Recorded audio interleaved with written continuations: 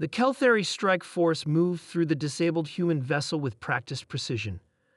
20 of the Imperium's finest warriors, each standing over 7 feet tall with chitinous exoskeletons that could deflect most small arms fire, swept through the corridors of the HS Intrepid with weapons raised. Intelligence had confirmed the crew complement at 37 humans, most of whom had evacuated after the Kelthari ambush had crippled their engines and life support.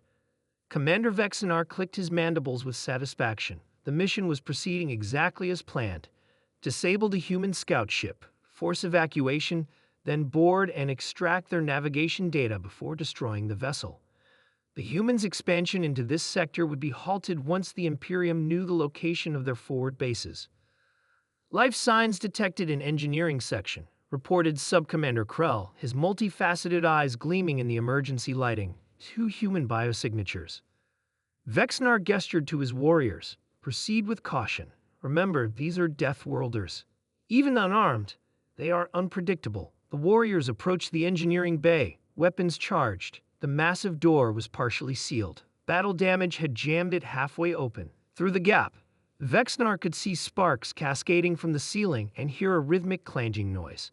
The strike force stacked up on either side of the doorway, ready to rush in and neutralize any threat. On my mark, Vexinar whispered, 3, 2, 1. The warriors surged through the doorway and immediately froze in their tracks, mandibles dropping open in collective horror. In the center of the engineering bay stood 2 humans, a male and a female according to their intelligence briefs. But what shocked the Kelthari warriors wasn't their presence. It was what they were doing. The male human was suspended upside down, half inside an open maintenance shaft in the ceiling. His lower body dangled 15 feet above the deck plates, secured only by a makeshift harness fashioned from torn safety webbing. His arms were thrust deep into a tangle of exposed power conduits crackling with energy that the Kelthari sensors indicated was carrying enough current to instantly kill any of their species. The female stood on top of an overturned storage container, her arm plunged elbow-deep into an open panel of the fusion reactor's containment system. With her free hand, she was using a cutting torch to slice through a twisted metal beam that had collapsed during the attack. The torch's flame burned at temperatures that would melt Kelthari chitin on contact.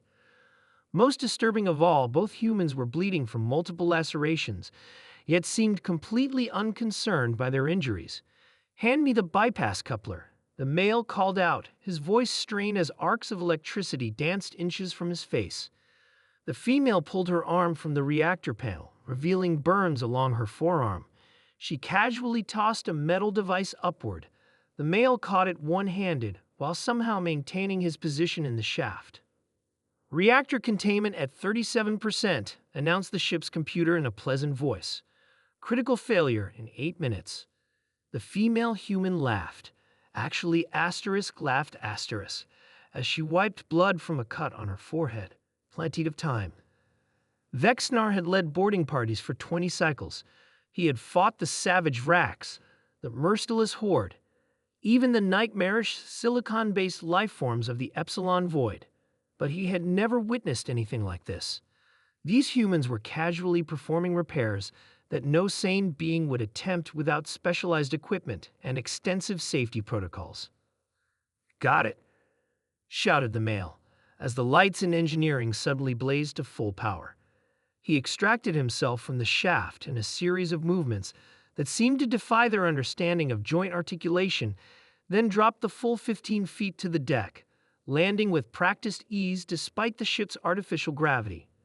The female was now kneeling beside the engine core, using her bare hands to manipulate components that Kelthari engineers would only handle with radiation-shielded manipulator arms. "Life support restored," the computer announced. "Reactor containment stabilizing at 62%. The 2 humans high-fived, leaving smears of blood on each other's palms, then finally noticed the frozen Kelthari warriors. "Oh," said the male, looking mildly surprised. "We have company." The female straightened, casually picking up a heavy wrench. "Engines back online in about 2 minutes. Want to surrender now or after we take back our ship?" Vexinar found his voice. You should be dead. Both of you. The radiation alone. The male shrugged. Standard emergency repair procedure. Nothing special. We took basic damage control at the academy, added the female, as if that explained everything. You folks might want to drop those weapons. When the engine comes back online, there's going to be a power surge through this deck that will fry anything with an energy signature. To emphasize her point, she held up her wrist to display a simple mechanical timepiece. No electronics on us for a reason. 1 minute, 30 seconds. The Kelthari warriors looked to Vexnar, mandibles twitching in uncertainty. Their commander was still processing what he had witnessed.